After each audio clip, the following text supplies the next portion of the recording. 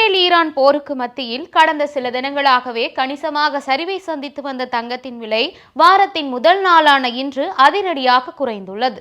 சென்னையில் இன்று 22 கேரட் ஆபரண தங்கத்தின் விலை சவரனுக்கு 400 ரூபாய் குறைந்து ஒரு சவரன் 1,17,680 ரூபாய்க்கு விற்பனையாகிறது.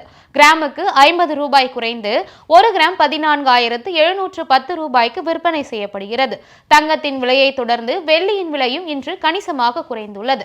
சென்னையில் சில்லறை வர்த்தகத்தில் வெள்ளியின் விலை கிராமுக்கு 4 ரூபாய் குறைந்து ஒரு கிராம் 276 ரூபாய்க்கும், கிலோவுக்கு 4,000 ரூபாய் குறைந்து ஒரு கிலோ வெள்ளி 2,76,000 ரூபாய்க்கும் விற்பனையாகிறது.